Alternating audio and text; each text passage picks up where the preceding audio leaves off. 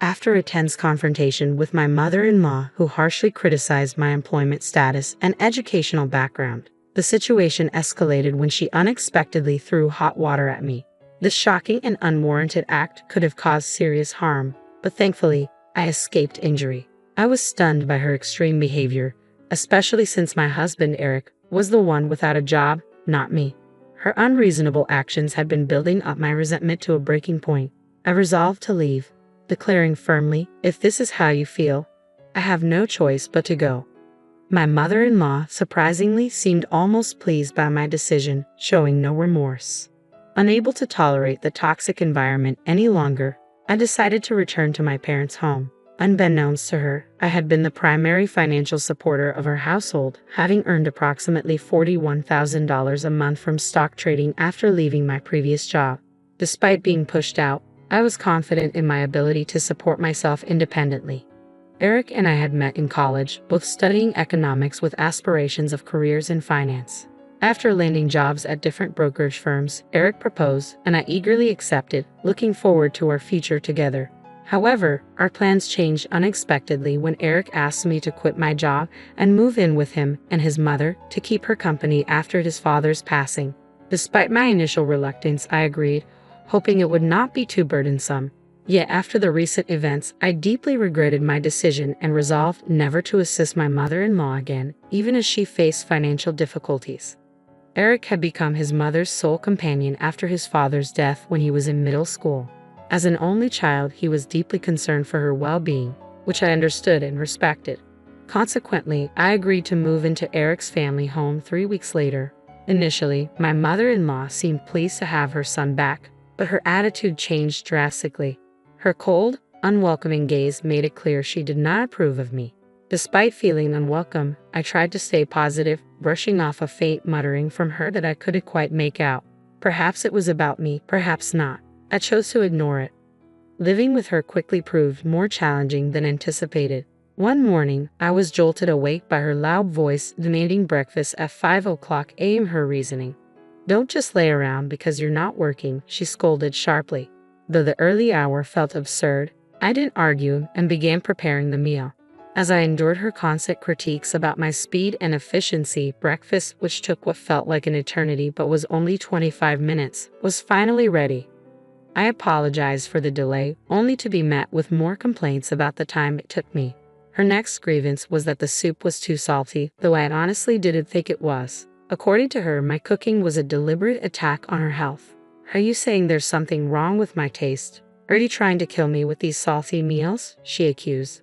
Stunned by her harsh words, I questioned her motives, a mix of curiosity and concern bubbling up inside me. Finally, I asked, "Why are you so harsh on me? What's going on? What are you talking about?"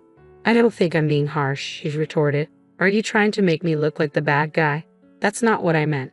Her response only left me feeling more overwhelmed by her constant pressure, unable to argue back. "Finish eating and start cleaning. After that, there's laundry to do. There's no time to rest," she commanded. From that point on, every day became a relentless barrage of criticisms and tasks that wore me down both mentally and physically. As I cleaned, she would point out mist dust in the corners. While doing laundry, she complained about stubborn stains. After about a month of this routine, I felt myself nearing a breaking point and decided to talk to Eric about it. "It's about your mother," I began hesitantly. "She's been very critical every day, and it's becoming difficult for me. Could you please ask her to ease up?" Eric's response was shockingly non-existent, which initially irritated me. But then I noticed he looked unusually pale, as if burdened by something significant. "What's wrong? Did something happen?" I asked. After a pause, Eric hesitantly revealed, "Actually, I've been fired from the company." I was stunned, unable to process his words immediately. "Is this some kind of joke?" "It isn't," Eric explained. "Due to an economic downturn, the company had to downsize and I was laid off." "So you'll be unemployed from tomorrow?" I asked. "Well, I can work for 1 more month after receiving the notice of dismissal," he said. "But fortunately, I've been using my knowledge from my time at the securities company to trade stocks. Though it was challenging at first, I'm now earning about $41,000 a month. So we're not struggling financially." I comforted Eric and for a brief moment, set aside the ongoing harassment from my mother-in-law. From the following day, I continued to endure her harsh treatment while Eric was out of work. Feeling the need to be strong and supportive, I pushed through the challenging situation. A month later, Eric's official unemployment status took a toll on us both.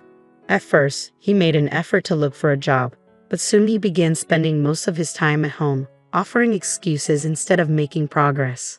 "Shouldn't you start looking for a job more seriously?"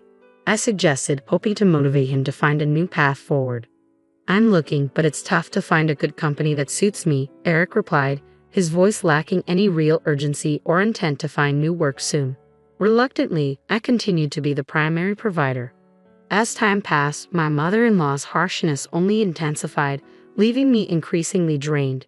Initially, I told myself I had to endure it because Eric was unemployed, but eventually, that reasoning no longer seemed valid. My days began to blur into a haze of listlessness. One morning, Eric left the house early, possibly to start a serious job hunt for the first time. After he left, I started my usual chores. "Make sure it's clean. Do it properly," my mother-in-law nagged from her spot on the living room sofa, sipping her coffee and throwing sarcastic comments my way. Fed up, I chose to ignore her. Suddenly, she lost her temper and shouted, "How dare you ignore me? You're just a mere daughter-in-law with no job." I kept cleaning, trying to block out her harsh words, but her anger only escalated. She confronted me again, yelling, "Unemployed and uneducated people like you should leave this house." In her rage, she splashed the hot water she had prepared for her coffee onto me. "It's hot, please stop," I screamed, shocked by her sudden aggression. Thankfully, the water wasn't boiling, so I avoided serious burns, but the situation could have been disastrous. With a cold, unfeeling smirk, she venomously declared, "This is what I've been saying. If you're not working, leave this house." Exhausted by her relentless hostility, I struggled to maintain my composure. I felt I had no choice but to comply with her demand. "All right, I'll leave," I said. "Good, that makes things easier. Leave quickly," she snapped. I swiftly packed my belongings and decided to leave that very day, unwilling to endure another moment in such a toxic environment. I headed straight to my parents' home. When I arrived, my parents were surprised by my sudden visit but welcomed me warmly. I waited for a call from Eric, but it never came. No calls, no messages. Feeling isolated, I resolved not to reach out until he did. A month passed since I returned to my parents' house, and still, there was no word from Eric. My affection for him began to wane, and I started contemplating divorce. Then, one early morning, the doorbell rang unexpectedly. When I glanced at the monitor, I was stunned to see both Eric and my mother-in-law standing outside. "What now?" I muttered to myself, baffled by their sudden appearance after all this time. "Yes, what can I do for you?" I asked through the intercom. "I've forgiven you now. Come back home quickly," my mother-in-law shouted, her voice harsh as usual. "Forgiven me? What are you talking about?" I was perplexed. I hadn't done anything that required forgiveness from her. After expressing my confusion, I ended the intercom call, boiling with frustration at her presumptuous attitude. However, they didn't leave. Instead, they began banging on the front door violently. "Don't just hang up on me. Come on, let's go back," my mother-in-law yelled, her voice echoing with urgency and irritation. Concerned that their loud presence might disturb the neighborhood, I felt a surge of anxiety about their relentless insistence. Reluctantly, I opened the door and invited them inside. After settling them on the living room sofa, I asked about the reason for their sudden and unexpected visit. It was particularly baffling since it was my mother-in-law who had insisted I leave, and now she was asking me to return. The whole situation was bewildering. "You're the one who told me to leave. There's no way I can go back now," I asserted firmly, my frustration evident.